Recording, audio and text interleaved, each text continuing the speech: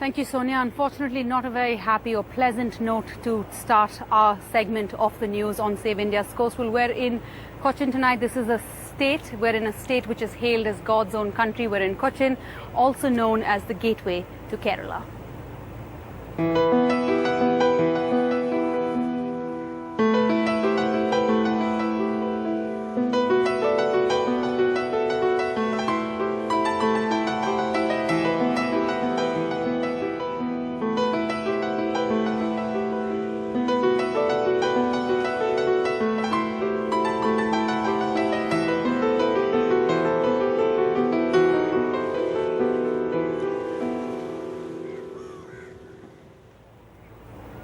From time immemorial, the Arabs, the Dutch, the Portuguese and of course the British have left their indelible mark on the history and culture of Cochin. Cochin has come to be over the years known as the industrial and the commercial capital of Kerala.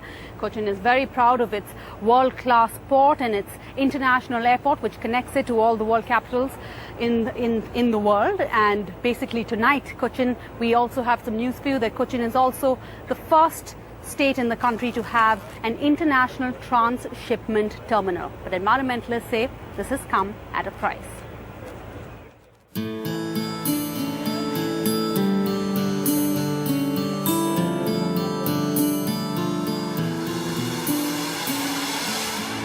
One of the main attractions of Fort Kochi,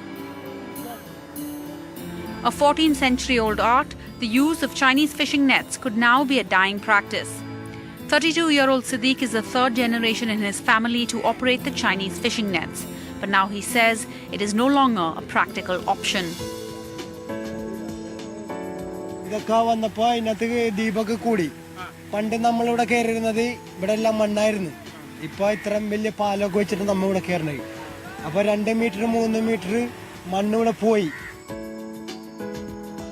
The newly operational state-of-the-art international container transshipment terminal is India's first such terminal, but its dazzling lights, which have transformed the Cochin skyline, mean little to Siddiq. 11 miles away from the international maritime route, the ICTT is in a unique position to tap the growing market of international trade to and from India. 40% of the country's export-import containers were transshipped through ports such as Singapore and Colombo, which is more expensive and time-consuming. With the Kochi terminal in operation, this traffic can bypass these stops and come and go directly from India. But environmentalists say the new port has come at a price. To accompany the port, a 17.2-kilometer long 4-lane national highway is being built to improve connectivity to Valarapadam Island, where the ICTT port is located. 7 kilometers of the ecologically sensitive backwaters had to be reclaimed for this. The approach channel of the ICTT had to be dredged to provide access to large international containers. In the name of development, they cut the mangroves. In the name of developments, they destroy the backwater. In the name of developments, they displace people. In the name of development, they destroy the livelihood of many people, biodiversity, the hatcheries, many things. All port and port-related activities are exempted from coastal regulation zone notifications because they are seen to be catalysts of economic growth. But the Cochin Port Trust says they've still tried to maintain all ecological standards. The Cochin Port Trust is one trust that has,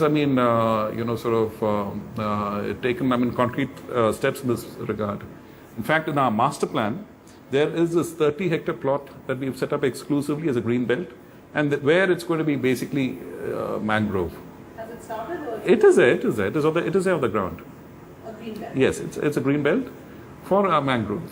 It goes without saying that India needs to modernize its ports if that is what is needed to achieve rapid economic growth that will help lift millions out of poverty. But we can't help wonder as we travel along India's coastline if there's a way to do this without paying a huge ecological price. And finally, we appreciate all of you, if any, who are watching this show tonight, despite India playing Australia in Ahmedabad, and we hope we can live up to your expectations on the rest of this campaign. But we'd like to share with you tonight a personal highlight on this trip so far. As we approached the coast of Cochin on boat, we were about 12 miles offshore, we spotted a school of sharks. And like most wonderful, amazing moments in life, it was gone all too soon. It was gone in a flash. But still, it was very thrilling.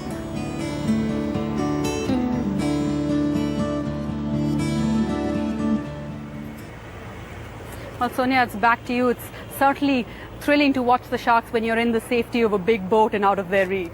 I don't know, Anjali's watching the cricket, you're watching the sharks. Why am I in studio? But some girls have all the luck. Thanks so much for joining me tonight, Sarah. We'll keep tracking you on that coastline. Thanks for joining me. NDTV's cricket app, Android and iPhone. Fastest scorecard, special analysis, and much more. Download free. NDTV.com/apps.